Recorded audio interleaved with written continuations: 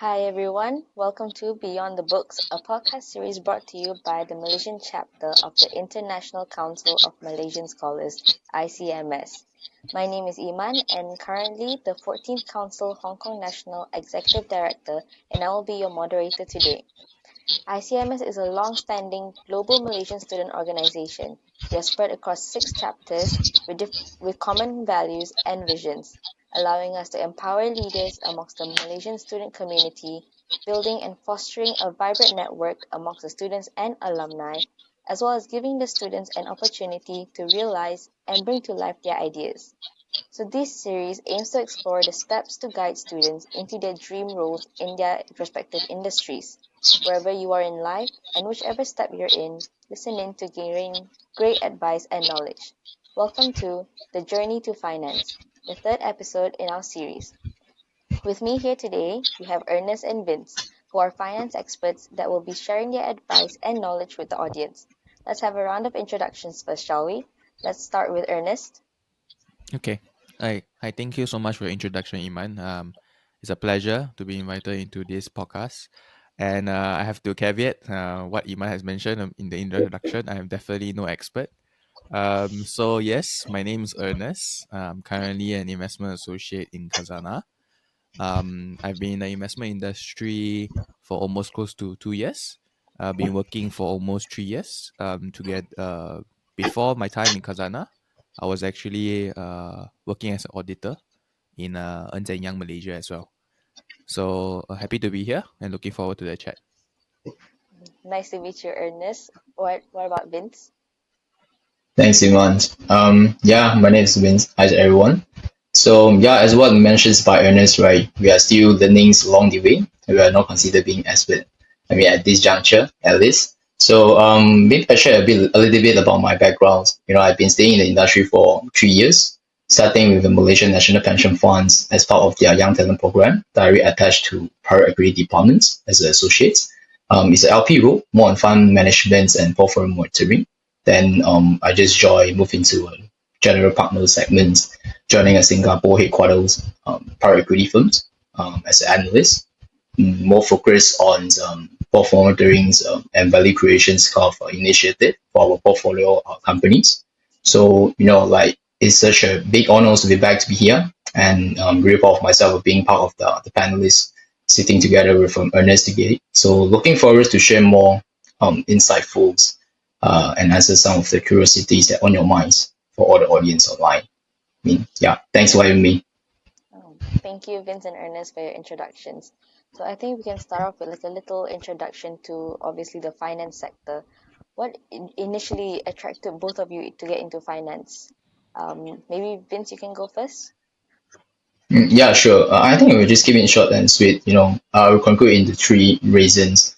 The very first reason is about family backgrounds, followed by my personal interests, as well as the lucrative package that the finance industry generally offer. So maybe I just please allow me to do some additional illustrations on a respective point I just mentioned. The very first one for family backgrounds is every single family you have someone to look up to. So I have my cousin looking in the finance industry, and he's a CFA charter holder currently with Malaysia's Airport Holdings. As a senior manager, more on portfolio monitoring value creation stuff. So I've been asking him a lot of things on what he's do, what is the daily deliverables. So actually, that's actually kept me, this is where my interest get into finance kickstart. Then followed by my personal interest. I would say myself, personality wise, I'm a more numerical driven individual. Love to see numbers and read about the stories and tell the stories behind the numbers. So this is actually aligned with my personal interest as well, working in finance. And the last one, after do a lot of due diligence with a respective industry experts, like reading out the pathways, what their life being after joining finance is just like another level. So I think the lucrative package, undeniably speaking, is one of the big enticing factor as well. So me, thanks. That's interesting. What about you, Ernest? What brought you into the finance sector? Okay. I think starting from young, I think since young, my dad has been telling me, oh, investing is very important and stuff like that. I don't know what that is, but all I know is I kind of like numbers and kind of like maths. If you ask me to be a mathematician, I don't think that's it for me.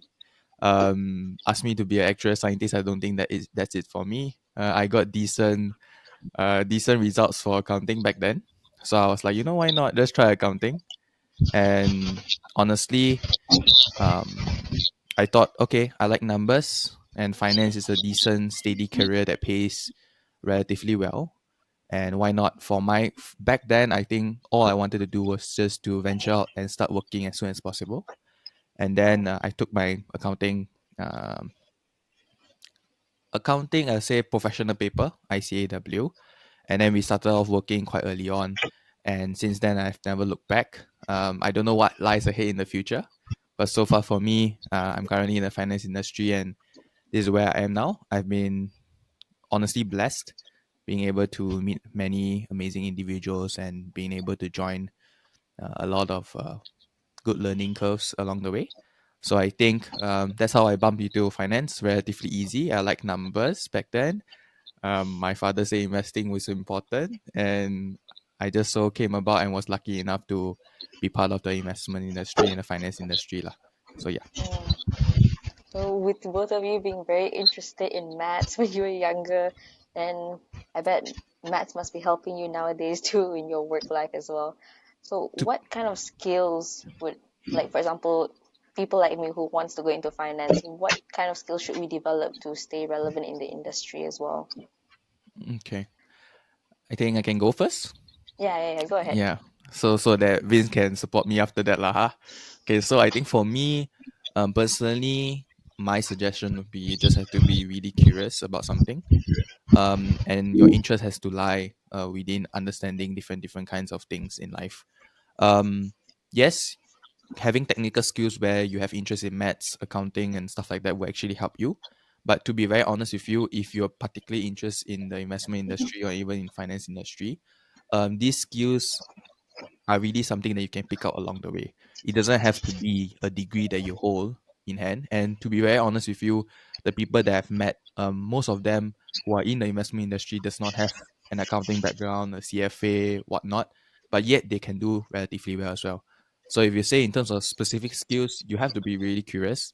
And the other thing that I learned and I hear from a lot of people in the industry is that you have to be really committed. So it's very important to know what you like, really understand yourself well, and then just stay committed and keep learning. And as long as you're disciplined, I'm sure you'll find a way. But if you ask for specific technical skills, obviously the typical things within the investment industry that you have to understand well is definitely accounting, valuation. Um, a like for maths is a given. Even you don't like, it's fine as long as you're good in Excel. You do definitely do well. But yeah, I think that's the way I see it as of now. Maybe in the coming few years, things will change and I will come and tell you differently. Then I'll hope you can invite me again. Lah. So yeah, next to Vince.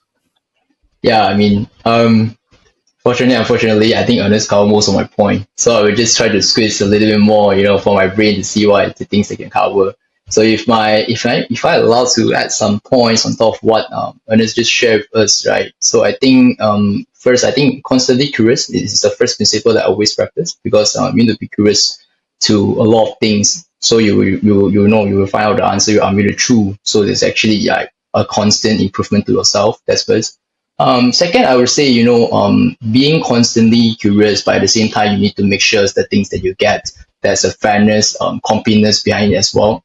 So there's always one principle I always remind of myself when doing the work. It's about, everyone tell you you're going to discount 60 to 70%, just to keep the another 40% for yourself to find out. So to make sure that everything's in time and the numbers that you share with your team, share with your friends or anyone is make sure to be correct because the CAGR of 5.3% of a particular industry in 20 years ago, maybe 10 years ago, is definitely going to be different than today's, right? Because the perception change and stuff, right?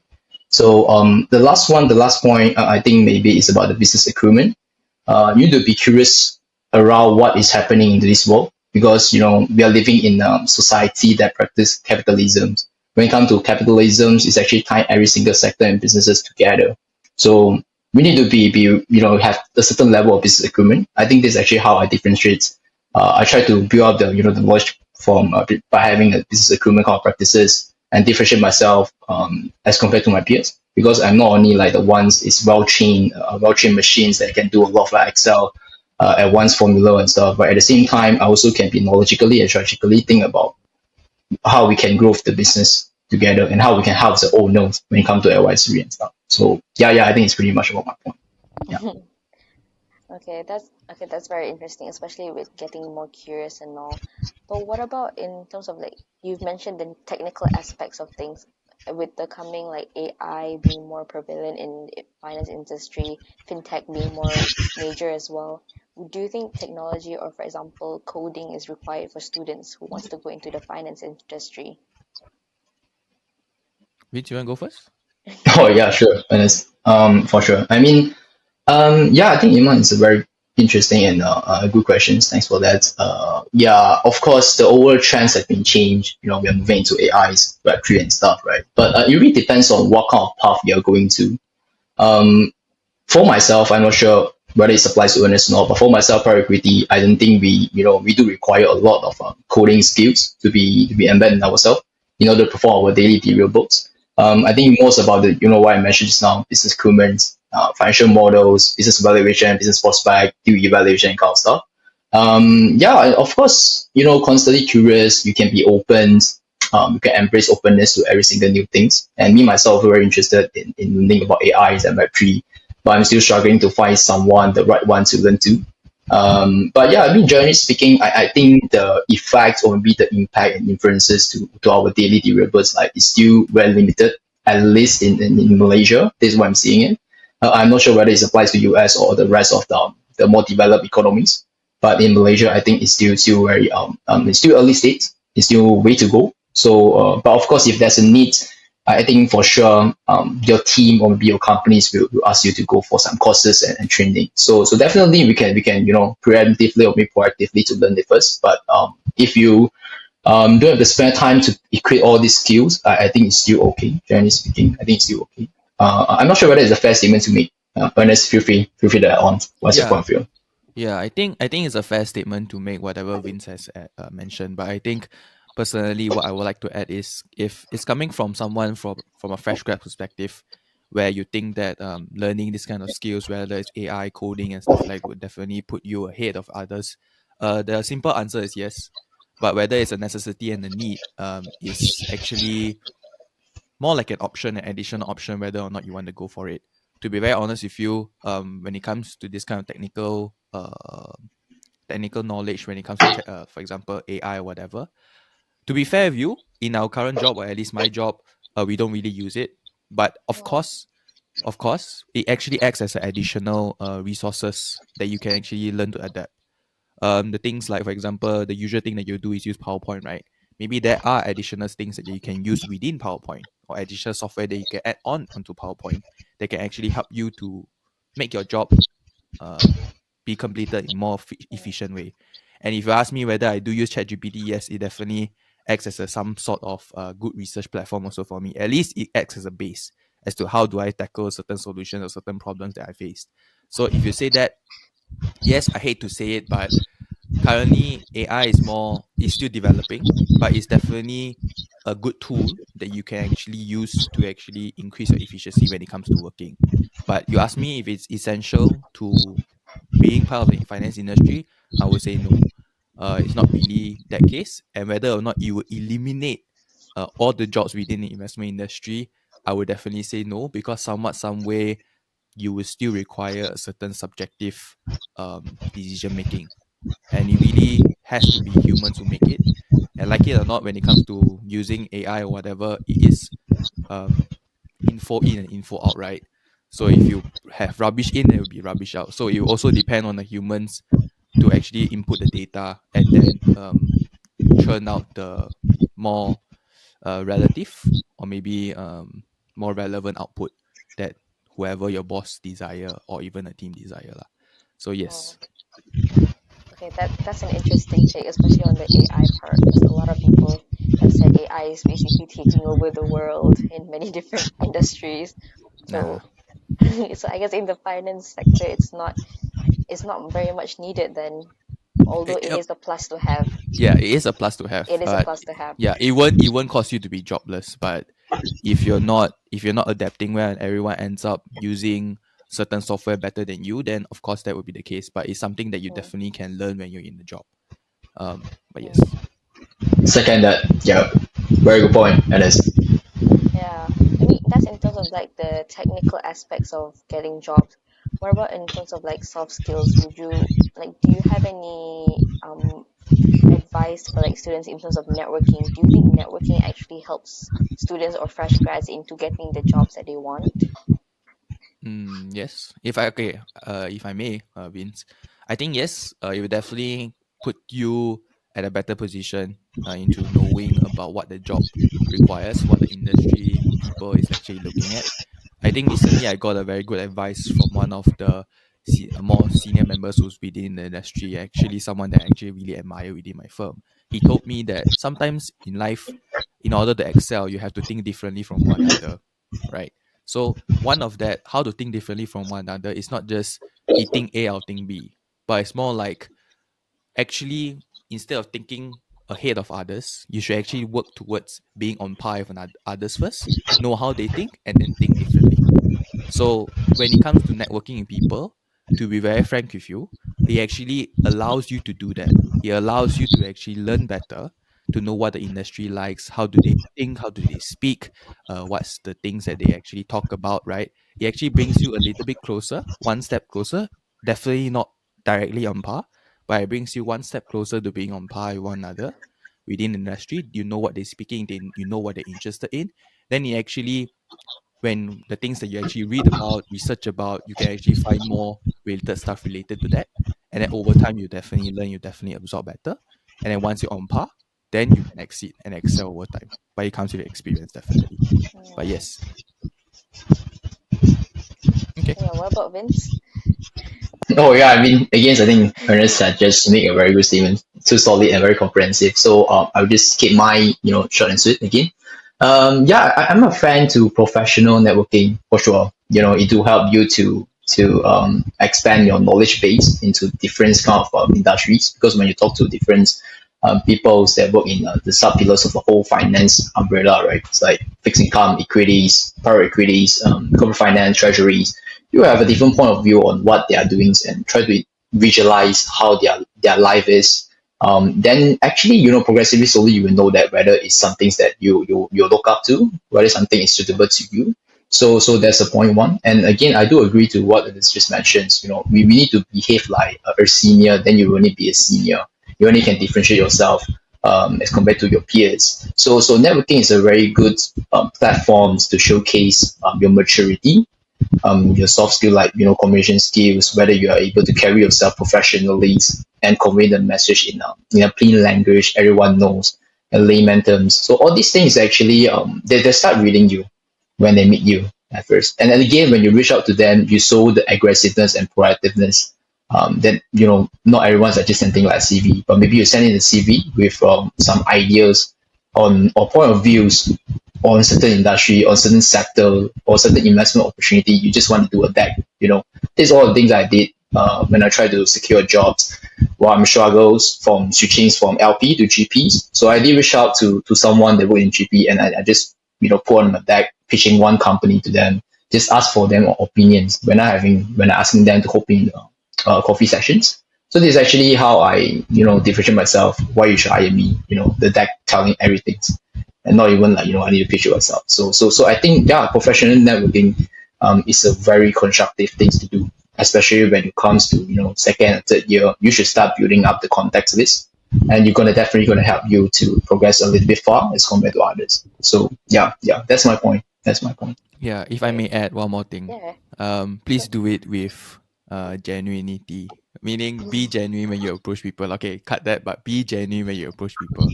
Yeah, don't do it with full of motive. People in the industry can easily see that. That's one. So as long as you're genuine and approach people, people will be more than happy to share. You'll be surprised on how much people are willing to share as long as you're willing and daring to go and ask. Definitely, it will be scary at the first place, but as long as you're willing to do that and take the first step, reach out to someone that you know. You don't have to be a big group, but you see someone within a networking session, and there's one person there, two-person there, and you feel like maybe you just want to join, just have a quick chat, and you'll be surprised on how much people are willing to share, and just do it with a sincere heart. don't go in for motive, and then you can be natural. If you go in for motive, all your question will be skewed towards whatever motive you have, and it won't be a Mm-hmm. very comfortable conversation. So just a just a yeah, just a advice from me, because Okay. I feel that whenever I go in for motive, will be them the conversation will end really quick. As long as I'm genuine and really care about what that person does and what I'm interested to know, it'll be fine. Mm, I think that's a really great tip. I think yeah, being sincere about doing things is really important, yeah, especially when people in industries and they've been in it for so long, they really know the difference between yeah. when you just want them for the job and when Correct, you're actually genuinely wanting to get to know them. correct. They I don't care was because everyone that they approach will probably be wanting the job that they have to offer. But what can that's you offer different is definitely learning to understand them better, and you'll be mm, surprised how much they're willing to share. The next thing you know will be 1 hour already, and they don't even know it, and they enjoy talking so much to you. Yeah. yeah, that's true. And what about like for cover letters? Do you have any tips for like your CV, your cover letters that you have done to get to the jobs you are in now? Vince? No, I think it is. I think it's the right question to you, dude, Huh? instead Cover of me. letters? So you can start first, bro. Yeah. I think cover letters, for me, when I first started out writing about cover letters, I definitely had no idea what should I even include within it. Then I actually, to the I think, to really express my gratitude to my fellow friends in ICMS, I actually had a cover letter template or two from them. Shout out to Ziyu and Vince. These two really helped me a lot. So they gave me templates where I can refer to, and I go online to actually search about how to actually write a good cover letter.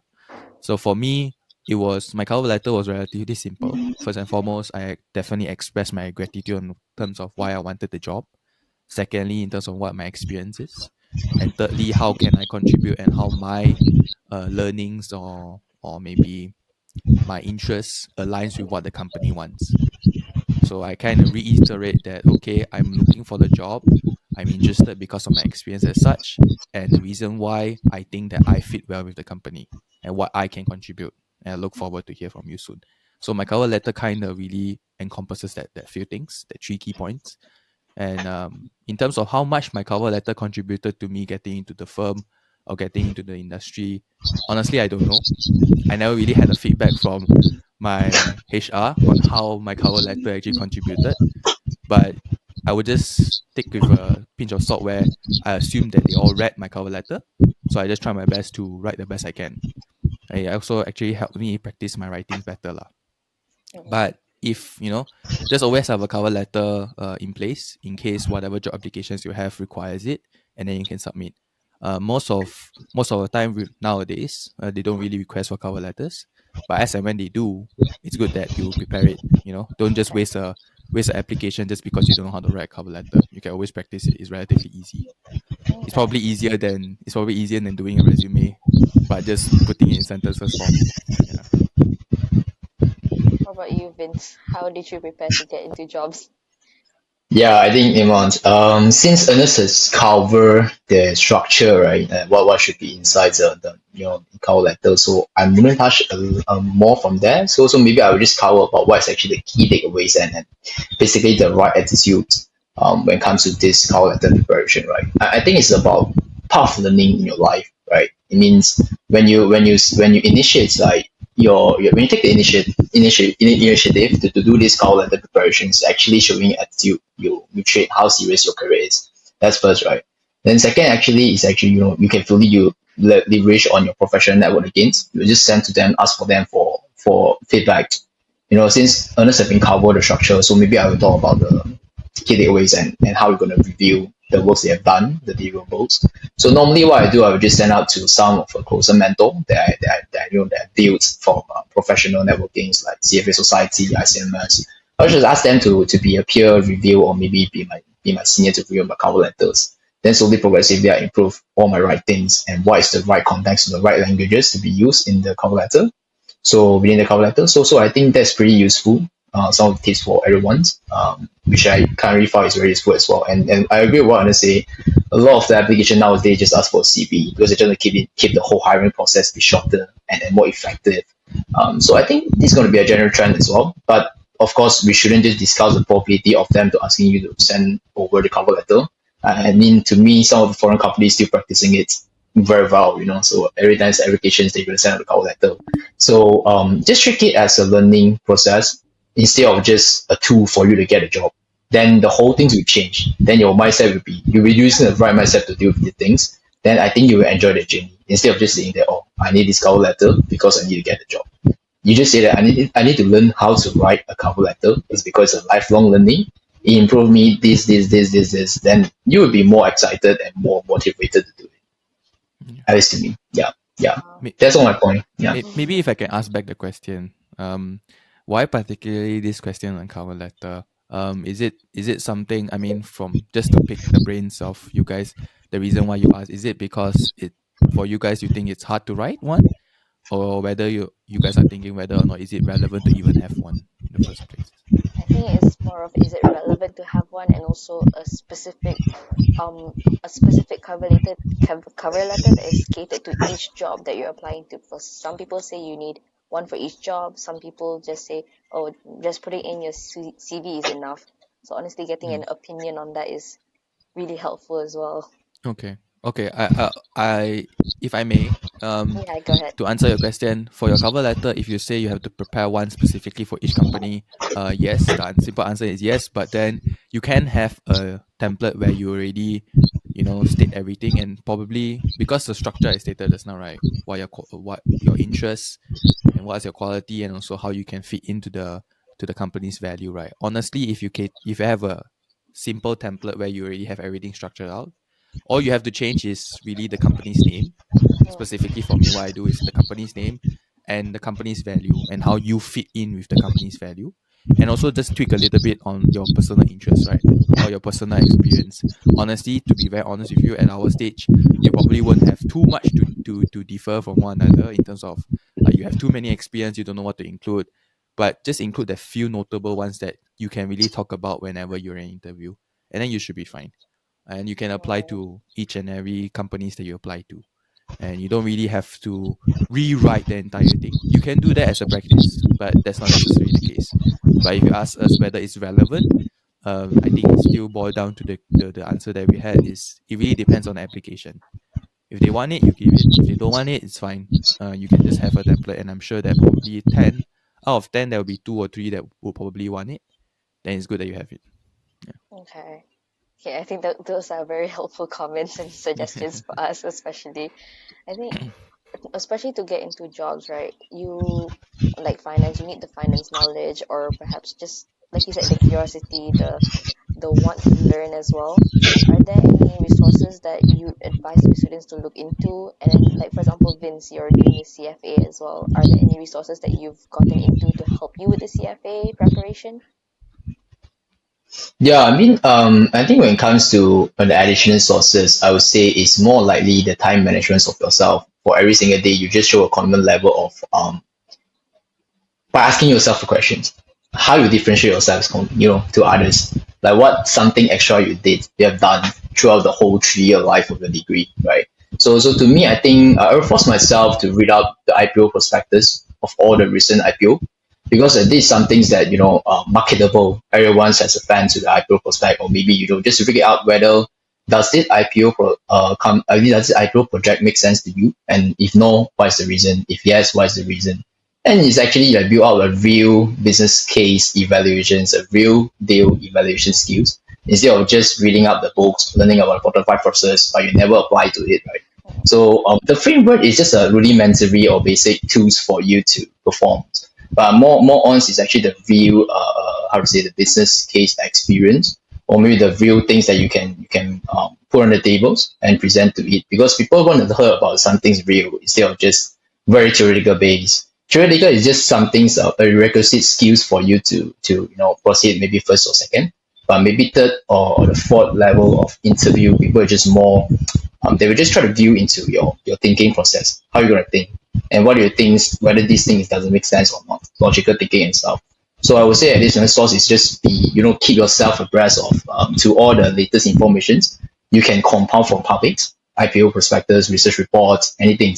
Just stay yourself constantly curious to different industry knowledge as well. Yeah, of course, CFA, you can just, get some textbook from senior as well, just to get some of the basic theory. They're being written in very detailed paragraph in CFA textbook. So to get yourself, to embrace yourself with some of the basic knowledge, or maybe the basic sense on how does the whole global finance world is working today, so to give yourself up to this, be more prepared. At least what they use the jargon, industry jargon, right? You wouldn't get scared or afraid during the interview, right? So yeah. For me, just just utilize all the sources you have. Networks, books, public sources, YouTube, social media has been a very great platform to use today. To be honest, for me, for I'm not sure you guys have heard about this Xiaohongshu. I think Xiaohongshu is a very useful tool, right? A lot of the people sharing a lot of model insights. Even today, I'm still using it. Asking for some of the model guidance from CICC, from JP Morgan. So I'm willing to share with it, but do pay attention about the conflict of disclosure, conflict of interest and stuff lah. Just make sure it's actually a public source, then public available source. Then you only request for it. Otherwise, just don't touch it. Be professional. Yeah. Unless if you have any other things to add on, feel free to do it. Okay, I think what Vin said is good. I think taking a step back, assuming that someone who is coming from no they have no particular knowledge about the finance industry, but they want to know more. I think it's always good to just have a quick Google search, a quick YouTube search, whatever, or even buy a book, get a book, or even a podcast. All these are good platforms to actually learn about what are the ins and outs of the industry. And trust me, you have a lot of videos, podcasts, books relating to the particular industry within finance that you probably have think about. They probably have a video or resource about it. Read about it and see what they do. And then, for example, if you say you're interested in investment, for example, public markets, public companies, right? Listed companies. So how do you actually learn that? You learn about all the templates that they use, what they actually mention about it. Then you just go read up about a company that you're particularly interested in. For example, you just take from an everyday um life, everyday thing that you do in life, probably drink a coffee, right? And what coffee do you drink? You drink Starbucks. Or Starbucks is a listed company in US, right? So what do they do? How do they earn money, right? So just think from a very layman perspective, right? How do they earn money? What is the revenue source to them? How are they profitable? And who are the CEO, who are the chairman? And just go read up about the company, whether or not the publicly available sources like what Vince mentioned. Prospectus is one when they first IPO, and then another one is annual report, right? If you're too lazy to read an annual report, then go and read available analyst report that you can find in any resources you can find. See how they write out about the company, right? And then if they use a lot of finance jargons, then just do a quick Google search, right? If you say EPS, what is EPS, right? Earnings per share. So what does that mean to you, right? Then after reading about it, then have an opinion. Actually, don't just stop there, but have an opinion. Oh, so Starbucks is selling at $72 per share, for example, today, or $82 per share today. Then you say, is it expensive? Is it not expensive? Just form an opinion and then see how you like the entire process. And then you go again, right? And then after that, it will become a muscle memory in terms of how you value a business. And you'll learn along the way. For me, the key resources, to be fair, I do not have a CFA, right? And maybe I'll probably take one soon. But then it's not the end of the world. You can still learn a lot of things online. Particularly for me, the best learning sources for me was definitely books and also podcasts and YouTube as well. I actually enjoyed watching YouTube videos, and trust me, there's a lot of resources out there that you can find. As long as you're interested in a particular thing, just go for a simple way to look at it. If you're interested about investing into a company, you have excess money. How will you invest, right? So joining an investment industry is somewhat similar. You go through a process, you think about the company, worth investing, you understand about it, should you invest or not? And then you state a reason why. That's about it. You think from a layman perspective, then it doesn't cost you so much a headache. Yeah. Yeah, Mm. I think a lot of students, especially nowadays, the way they prepare themselves for this is by going and attending and also participating in like case studies. Yep. Like, what's your take on that? Like, so many students are doing case studies. Basically, every student in the CV has a case study. Mm. Personally, So, I really encourage that. If I may go first, Vince, I personally really encourage going for business case studies, research competition, whatever competition you can find. Two reasons, three reasons. So first and foremost, definitely it's a good eye-opening experience. Something that you definitely cannot gain just by studying whatever you're studying right now, whatever degree it may be, or master's it may be, because it's the experience where you can get to either compete yourself or compete with together alongside of a team, and then present your ideas, your opinions. Which I realize that nowadays, even though with the likes of social media, right, people are expressing their opinions a lot, but like it or not, when it comes to professional means of expressing your opinions, it's actually getting harder as social commerce or basically social media gets more and more advanced lah. I find that a lot of people it finds it hard to actually express their opinions. I feel like in this sort of environment is good, and business case studies also gives you a lot of experience into knowing about how an operation work, Oh, and then actually presenting your ideas and getting feedback from the judges, which are industry experts probably, in terms of how they think and whether or not it's viable. Then you learn from there, you know. yeah. Secondly, why I would recommend a business case study challenge is definitely a networking, and it looks good on your CV. To be very honest with you, it puts you ahead across a lot of people if you actually take the chance or the advantage or even the commitment to actually participate in one competition. You stand up among the rest. Everyone is studying at the same time. They all have 24 hours, but you took the chance to actually participate in a competition and you excel. How well does that look for you? And it actually increases the availability of stories for you to mention in your interview, Yeah. and you get to network with a lot of people. And last but not least, of course, with with money in mind, and this is a finance episode. If you win, you get extra money. Take that Yeah. as allowance, and it will be a good motivator actually. Some business case challenges do offer really good prize money, and if that's one of the motivation, I mean, why do we have to go against money, right? Yeah, Yeah. it, yeah, it will definitely help with some money for ourselves if you get rewarded for doing well. So yeah, that's one of the motivators as well, and I definitely recommend if you can join business case challenges, please do.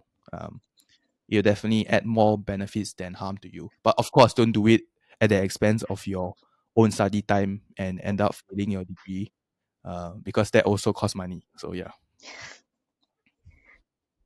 What's your take on it, Vince, on business case studies for students? Yeah, I think definitely I do encourage everyone to do that. Because just now I think Ernest has been covered, most of the benefits of being a participant. Maybe I will just cover some of the point of views of what is actually drawn on the mind of interviewers when they saw some of your, you becomes a representative of your schools in terms of all these case study competitions. At first, I think it's a very good impression to them because you consider be one of the top-notch students from your university. That's the reason why you're being chosen as part of the representing team, right? So that's the very first good impressions. It's an added point to them. Second, actually, is about from interviewers' kind of perspective, they think that you are someone that show a commitment levels to personal growth.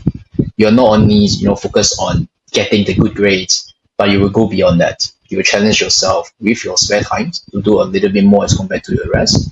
So it's another good added points to your CV. When they saw this kind of like activities being put in your CV as compared to plain ones, but with a very good grades, they will still prefer someone have this working with a team kind of experience candidate, yeah, as compared to just keeping yourself in the room to study. So I think that's another good side of you being part of all these business case studies or very professional competitions. It definitely is going to be a very good added advantage when it comes to interviews. Yeah. Yeah, if my personal experience would mind or would matter to anyone listening, personally for me, I find it very easy to strike a conversation with an interviewer when they ask me about relevant experience. If you have business case study experience, because come on, I come from a accounting background, right? How much can I say about my syllabus? I can't really talk much about my syllabus, honestly. But what I can really express and I can really tell them about is the journey or the process that I undergo during a competition. And like it or not, sometimes even before I strike a conversation, the first question they will be asking is, oh, I would like to know more about this competition. Can you explain to me how was it? And then you can talk about the competition because you were part of it, right? Like it or not, whether or not you win or don't win, you actually undergo the process and you kind of know the rules and regulation, right? That's the reason why. Don't just join the competition and not knowing the rules, right? I assume you will know the rules and you can talk about the competition and it will strike a whole different conversation with them. And the last thing you want is an interview um, that ends in 5 minutes and because of the lack of topic to talk about. So Mm, yeah. yeah, okay, those are all very, very useful advice as well. I think talking about interviewers with now being the about the end of the summer holidays, and then a lot of students are applying for summer internships next year as well. Let's say all these students do have gotten their internships or even jobs. What is the best thing that they can do to, for example, maximize the opportunity once they've gotten the job, and also perhaps to make them succeed in their career? Anybody can talk first. Vince, you want to go first or I can go first? You go first, Ben. You go first. Yeah. Internship experience. Yeah. Okay. In terms of internship experience, how you can maximize, for me, relatively easy. Just try to do as much as you can whenever you get the chance to. And then also get to know as many people as you can within a time span. To be very honest with you, I have to be very frank. When it comes to internship experience, it's relatively short. It wouldn't put you too much ahead of anyone else in terms of knowing how the industry works as a whole or how a particular job or role will explain to you. But it gives you the exposure that you probably need as a stepping stone. So take it Mm, as a stepping stone and learn about the industry as much as possible. If you have an internship experience and whatever, just be a sponge and absorb as many as you can and know as many people as you can. That's the really simple advice that I can tell you. You won't be assigned an entire financial model to do within that 3 months. Let's be honest, and try not to be a burden to your team also. Because I have experience where I see people see interns as kind of like a burden where they say, oh, they don't know how to allocate and what to allocate to the interns to do, right? Because they seem like they don't know anything or whatnot. But as long as you're eager to learn and you have the attitude, trust me, they're willing to give you the work to do. So just do your best, right? Just make sure two things. Just make sure whatever you do, just make sure it's completed in time and make sure it's complete, right? Don't complete in time, but you do it haphazardly, and then they have to review again. Then what's the point of them giving you the job in the first place? But you can complete in time, but you don't complete it properly. So I think just keep it in mind that you have the time to be there as an intern for 3 months, 6 months. Just learn as much as you can and get to know as many people as you can, and make sure your job quality is there. Just make sure it's complete and completed in time, and that should be okay. yeah, that's interesting. What about that's very, I mean, that's a really good advice regardless of everything. What about Vince? Do you have any advice for students who are going for internships? Yeah. I think from my side, right? I think the very first thing is about your attitude begins. I think a lot of people in the industries that value attitude more than your altitude in the sense of it's actually a knowledge base because um when I think it's like more it's an art more than a science when it comes to these attitude things. It really depends on the firm setting as well because I think Ernest maybe we have an internship experience at PwC, EY or something. It's a more established British organizations. They could be more like a task driven things happens all around the days for interns. To be honest, because the seniors have no time or capacity to teach you, so maybe you can be a little bit slightly aggressive in to some extent, just to reach out to them when you see, just ask them for lunch because during lunch times, definitely they wouldn't be have the brain capacity to teach a lot of things, but maybe you can just build connections because like what Ernest just mentioned, it's a very short period, 2 to 3 months. You can't really build something tangible to them, to be honest. But more like a good impression is something you're manageable to do it. Maybe you can talk about what is thing you're gonna do or you plan to do, what kind of advice to me when having a lunch with them or coffee session with them. Anyway, any settings. Um, so that's just about the attitude. You're showing your aggressiveness, you're showing your commitment to grow as well. But when it comes to small, really small size of team, like what is happening to me at this juncture. Career and Associate is a relatively small team. We are early stage kind of PE, still very early stage when it comes to our own business. So we have a lot of interns. And your behavior actually, they can read your behaviors, especially like, when it comes to senior levels with 7 to 8 years experience, they definitely can read you whether you are someone committed to the things you are doing or you're just submitting homework. They can, just one glance, they can tell you, right? So this is something you need to bear in mind. Every single task give it to you, you don't treat it as a homework. Like fill on the blank or something. You should try to incorporate your own inputs. Or if you've managed to find something is is slightly weird or something, you just erase it out. At least there's a filtering process being made. Of course, as an intern, we don't have the knowledge base to correct or identify the error. But if you may, or maybe something you feel very curious why the numbers being here, why the driver is not 5%, it's 6%, all the while book is teaching me about 5%, but why 6?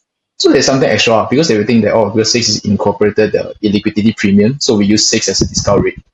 So this will be you're bringing out the conversation to another level. Might as well you just follow, instead of you just follow completely by using 6%, but asking nothing. So I think a little bit of aggressiveness you can show and the attitude. So these are the two things I think I can add on what I've just mentioned by Ernest. Yeah, Yeah. I think just to add on a little bit also on what Vince mentioned. Vince mentioned a very good point. Which I learned very recently as well. That when it comes to doing a completing our task, right, whatever task you're given, try to think, why, what else more, or what are the questions that you could have when it comes to doing this kind of task. For example, you just want to balance whatever number on top with the numbers at the bottom, right? Then what's the reason of you doing it? And how do you match it? And why do you match it in such a way? So try to answer whatever questions you have in mind. And you'll be surprised that if any questions comes about, right, and it actually relates to whatever thoughts that you have, it actually prepares you better into answering those questions rather than not thinking of that at all. And then when it comes to people asking you back the questions, and you're like, oh, I'm not sure why is it so. I think this is something that is very embedded in us as a student because you study as it is, and you probably have a fixed answer to whatever things you study, or whatever answer, or you have a fixed answer to whatever questions you answer, right? Because it's based on the syllabus and it's based on a fixed structure of a syllabus, right? But when it comes to working, it's not really like that. And most likely, trust me, if you're curious enough, you probably have a lot of questions as to why is this done this way, and why is it not done the other way, and what's the reason you're doing this. And then try to find the answers to that. And it makes your job, yes, it's going to take more time. It's going to take more effort to actually learn and to actually know, or to actually find the answer. And you must be thinking like, oh, what's the reason why? Whenever you hit that juncture, really tell yourself, okay, this is probably the reason why. This is more of a reason as to why I have to find an answer, because I'm actually trying to be lazy to it. And just try to be slightly hardworking and try to find an answer. And then when you find an answer and you get questioned for it, you'll be actually very proud of yourself. And you actually get motivated along the way. And you learn also along the time. So I think just try to maximize your time as an intern. You're not gonna fly high, just being an intern, but it's a good learning opportunity. It's just like business case study. If you get the opportunity to go, if you have the time to go and you have the time to spare to go and learn, go. It'll do more good than bad for you lah. Oh, well, thank you so much for a lot of the advice. I No think worry. perhaps to wrap up all of it, what's the main piece of advice that you can give to all the incoming students or incoming graduates? Your best piece of advice. Best one. Yes, your one best piece, the one that can is like the holy grail for their whole career advice. Holy Grail. Please give me a minute. Holy Grail. Holy Grail. Vince, maybe if you have one in mind already, you can say it first while Ernest is thinking. Oh yeah, sure. I think in summary, one best piece of advice for me would be constantly curious and discount all the things 60 to 70% until you find the real truth. This saved me a lot saved me a lot by giving wrong informations. Yeah, they saved me a lot. Okay, I got. Okay, go Okay, ahead, Ernest. my one is keep trying. I realized that I think I come from okay, I'm trying to think from a student's lens as to be it entering into the finance industry or not, right? Just entering into the workforce. Just keep trying. Like it or not, even though the job market is bad, whenever the job market is bad or good, just keep trying. I always tell myself, all you need is one opportunity. To be very honest with you, you can apply 100 jobs, 1,000 jobs, 2,000 jobs. All you need is that one opportunity. So even though if you go through many interviews, you apply through many companies, and you get a lot of rejections and objections, take it as a stepping stone. It's okay. Every interview or every offer that is made to you brings you closer to whatever job that you desire to do. Yes, it could be you could be joining a firm and then ending up not liking the job or whatever. But wait, oh yeah. So just to cut that lah. But then that was my brother. But yeah, so I think coming back, just keep trying because even though the job market is bad, right? As long as you keep trying, you probably can find the job that you want. At the current stage in life, after you graduate, it's normal that most of your friends and yourself does not have does not have does not have something in mind that you probably wanted to okay put back put in the better words, you probably don't know what you want to do or you Mm. want to be, right? But for me, just keep trying means don't just keep trying to find the job or apply for a job. You can keep trying to do that, but at the same time, you have to keep trying to understand what suits you best. What do you want to learn, right? Whenever you want to learn A, then try to find a job that relates to A, and then go and try that, and then come out and see whether you like it or not. Then you think you want to try B, then go and apply B, and then see what do you get. And sometimes in life, you probably have to take a longer time to apply for a certain job. For example, for me, personal experience, it took me 1.5 years to actually get a job within the investment industry. Okay, I come from an accounting background. People thought it's gonna be damn easy for you to score a job to get into the investment industry, but for me, it's not the case. For me, it was relatively easy to get into the typical audit tax industry, but it was not that easy for an investment industry. For them, another qualification such as CFA will probably be more relevant to them than whatever I have, which is a chartered holder as accountant, right? But I did not stop trying. So my advice to anyone is just keep trying. Keep trying to apply whatever job you have to score a job, right? You definitely get it one day. All you need is one application to go through. And secondly, right, just keep trying to find whatever job that you desire to do, right? Whenever you have an interest in something, don't stop yourself from trying that thing. Just try, apply and then go and try. And then from the experience, you get to know yourself better and you get to be one step closer into doing what you want to do at the end of the day. And you'll live a happy life. You do. Yeah. Oh my God. Okay, thank you so much for all the insightful advice, Ernest and Vince. Mm. And this marks the end of our third episode of The Journey to Finance. We hope the audience has soaked in what Ernest and Vince, all of their valuable advice, and also their knowledge during this session. So remember, we are all on our own path, and ultimately, the right decision is yours to make and choose. So do keep an eye out for our other episodes on YouTube, TikTok, and also Spotify. We'll see you next time. Bye bye.